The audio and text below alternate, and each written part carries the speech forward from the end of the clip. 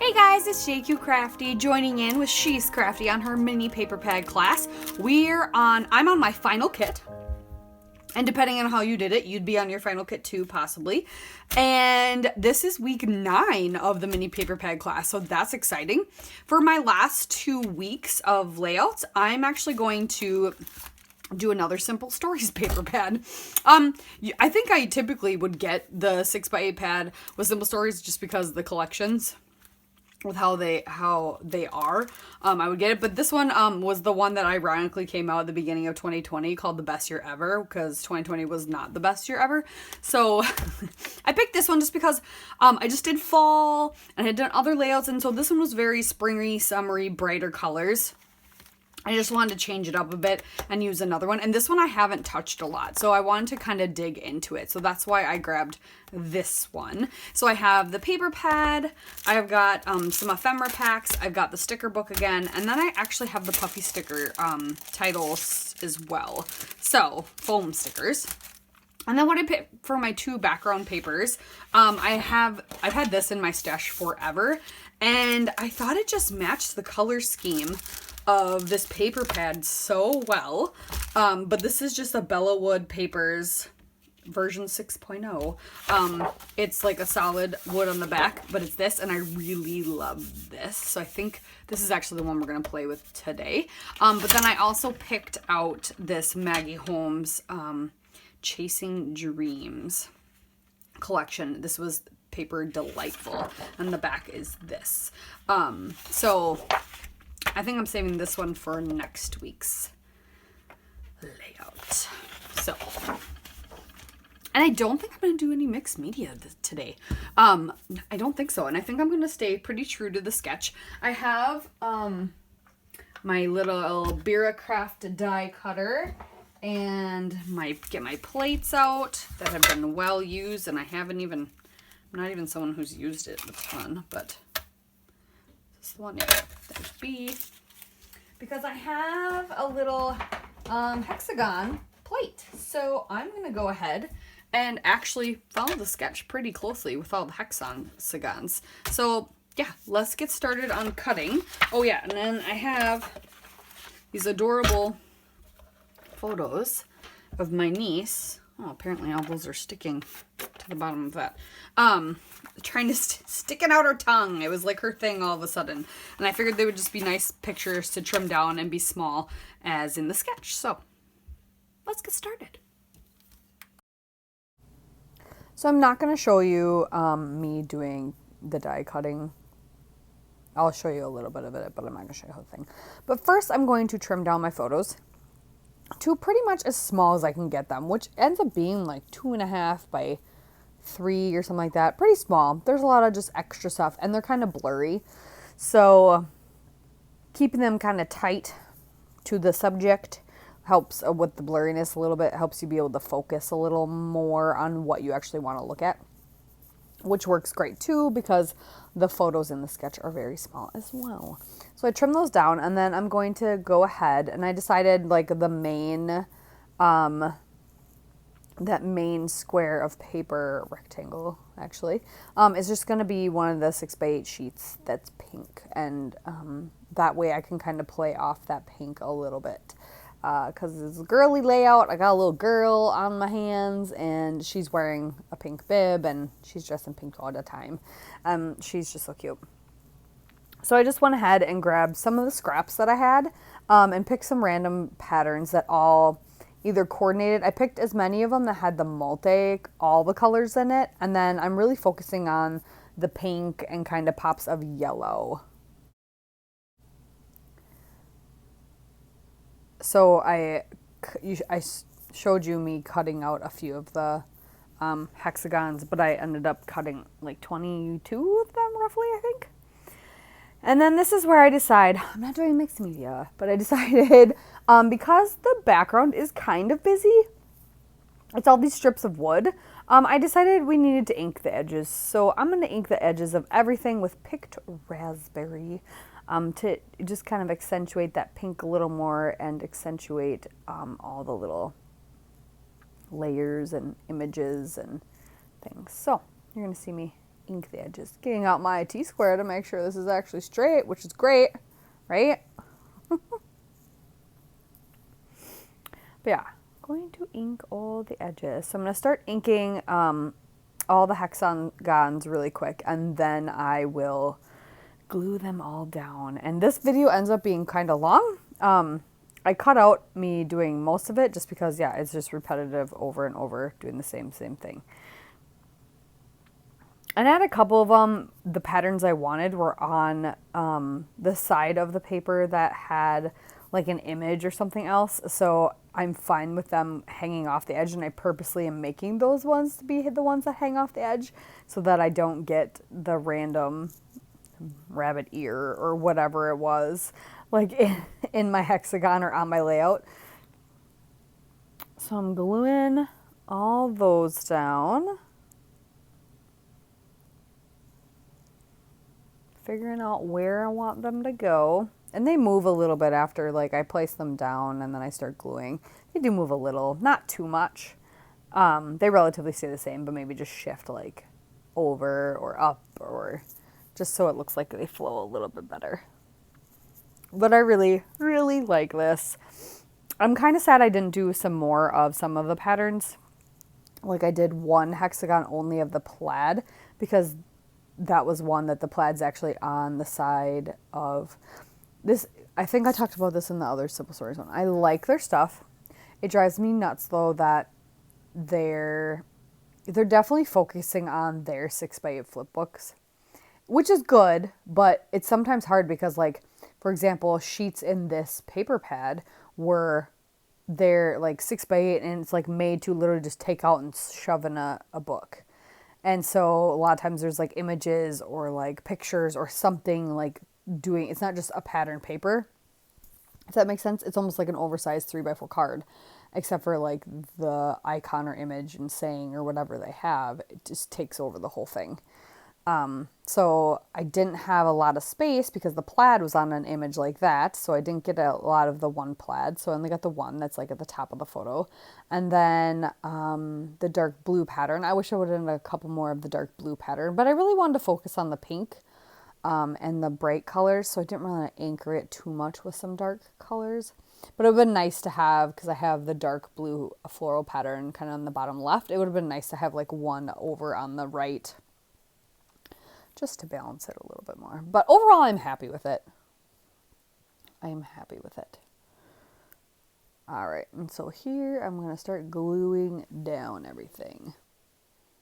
And with the magic of editing, voila, finished.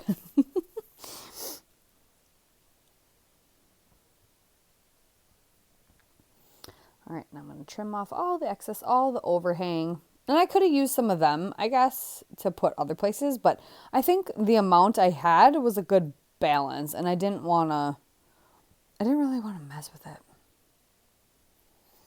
And I'm glad I didn't, because later I bring in and I go more is more, for sure. All right, so now to build that center area. So now, like, the background design technically is done that we know of. And so now I need to build these clusters and strips and fun things that are all in the center. So I've got my main part down, and I've got my photos kind of collaged the way I want them. I'm not going to back them at all. Every once in a while I'll do this. I don't think all the time my photos need to have like a frame or be matted. Sometimes I feel like it's needed. This is one of those times for some reason though, like I kind of like it that it's just a collage of photos and they're just free and happy. Yeah. Oh, I'm cutting out one more, and I grab a different pattern because I forgot that there's one kind of one hexagon kind of peeking out the edge of the little like center cluster. So I gotta grab one for that. And I decided to do this cute little heart pattern. So then that made me think that I want to do the heart pattern for one of the strips of paper that's going down behind the photos. So I'm going to make that a strip, and then they have a scalloped edge, but I really like the notebook edge a lot. So I'm going to do a notebook edge on a blue polka dot pattern. There were just so many fun little patterns, but I didn't want to like introduce too many new patterns that weren't already on the layout. But at the same time, like I wanted the more semi-solid ones. So yeah, just trying to find a balance of like what's chaos and what's not. And it's kind of like an organized chaos, the pages, really. Really it is. So inking that up, and then I'm going to take the yellow polka dot, which there is one hexagon in that color. Also wish I would have had that over on the right hand side to balance it a little bit more. And take that, and I'll trim it up a couple times to make it shorter. But I kind of liked the way the sketch actually had it as rounded edges. Rounded corners, so I'm doing that as well, using my corner rounder, which I haven't used in a while. I used to use it all the time. So I'm gonna use that and then start, like I said, layering these up. And then I need another strip that I'm gonna grab another more solid blue pattern. It's fun too because a lot of these patterns are technically like they have them by season and like holiday, but the one is just multicolored hearts. This blue one, yes, the one is polka dot, and this last blue one that I'm gonna is technically in the winter section. So they look like snowflakes, but don't look like snowflakes. They look more like asterisks, which could be considered snowflakes, but or not. Depends on how you look at them. And then that one's gonna get cut into a fishtail banner. I'm going to layer it all together. And I really apologize. You'll see for the next few videos, the glare. So the glare on these photos aren't as bad because I think I got them printed at Walgreens. And they aren't, I've talked about this before, they aren't the photos that I used to get printed like automatically. I had an app and these photos used to automatically get printed in these like perforated books that you could tear out. So it wasn't the greatest quality paper or photo paper, but I like if they're going in scrapbooks, to me it doesn't matter because the image is fine, but the thickness is not. But they have like a weird sheen to them, and it's not typical glossy because these are like regular glossy photos. These ones are, and they don't glare with my light like those ones do. So all right, now I'm trying to find a good thing for the journaling, and I really like this one to bring some more blue in, balance it out, kind of break up the pink. It's not big enough though, so we're gonna do some magic, and we're gonna cut it apart and make it look bigger, and we're gonna fill the gap with this adorable tag. This is Hello Sunshine, and I love that. The theme for her first birthday was You Are My Sunshine, and she hates it when I sing that song to her, so I thought it was perfect. I'm the auntie that likes to push buttons, but then they love me. So then I have the whole little kit and caboodle cluster here. I'm going to glue her all down after I ink all the edges.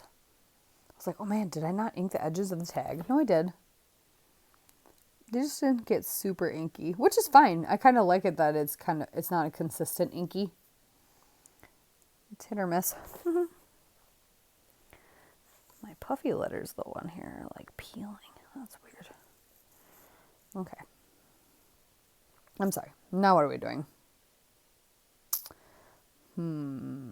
Oh, I'm getting the tag ready. I had this I like to sometimes put ribbon in my tags and then staple it. It's kind of a really good look that I a lot of times forget about, but I like to do it if I can. I do like it. It's very cute. And then just trimming the ribbon, and I could not get my scissors need to be sharpened or something. I used to have one of those really cool ribbon trimmers. Who made that? I don't remember, but it was like a heated ribbon thing, so it would like seal it so they don't fray. And my wire broke, and then I got the wrong replacement wire or something. It's like possible. So I think I ended up throwing it away, which makes me sad. And I don't use ribbon that much, so that's why I decided not to like get another one. Now we are just trying to figure out what we want to do, because they have this giant camera up on the top, which I like, but I just couldn't find something I liked, and I was honestly being kind of lazy. I didn't want to dig in my stash too much, but I was like, you know what, let's add another texture. I don't have a lot of texture going on here. Let's go see what I got in wood veneer. And I'm like, oh yeah, that's right. I have this package. Oh, did I not pull it out yet? I might not have. But in the meantime, I also was trying to figure out my title, which I think I'll figure out first. And I decided to just go with happy. And I'm still trying to figure out what I'm going to put up in that. But I remembered, oh yeah, I get to go through all the ephemera. Jacqie, just get on with it. We don't need to go through all the ephemera. Anywho, so while I'm going through that, I remember that I have these wood veneer hexagons in all different shapes, some open, some solid, from Christina at Redefine Creative. And so after I go through all this ephemera, because I was bound and determined to find something, and I was trying to figure out title too, even though happy ends up being it. And I kind of thought of that in the beginning, and I should have just stuck with it. So I found the wood veneer from Christina, and I decided to just go all out. Oh yeah, now I'm looking through the sticker book to see if there's anything in the sticker book. There's a lot of dinking around. I'm not getting to the point, because I didn't know really what I wanted to do. I knew, but I didn't know. But as soon as I found the hexagons, it was like, duh, I should have done this from the beginning. So right now, the layout is looking pretty much like the sketch. And we're just missing that element up top and then figuring out the title here. So I'm going to put happy on really quick. And then I'm going to go find those hexagons. And I end up using all of them. Because sometimes, guys, more is more. And I was just going to use a couple. But then after I used a few, I was like, well, I like this one over here and this one over here. And I like these ones over here. And I like these over here. And, well, yeah. And then I was like, well, now I only have like 4 left. So let's just use them all. So I figured out a way to put them all on there. And so I took it from looking just like the sketch pretty much to adding my own hexagon explosion. And I really like the way it turns out.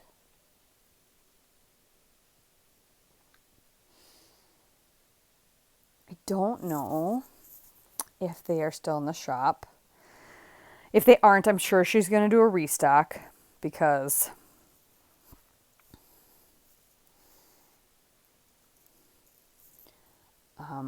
every time I think I've done this twice now. I got acrylic ones from her. I used them all up like within a week of getting them. And then I just got these and now they're all gone. Christina, I need more. So yeah.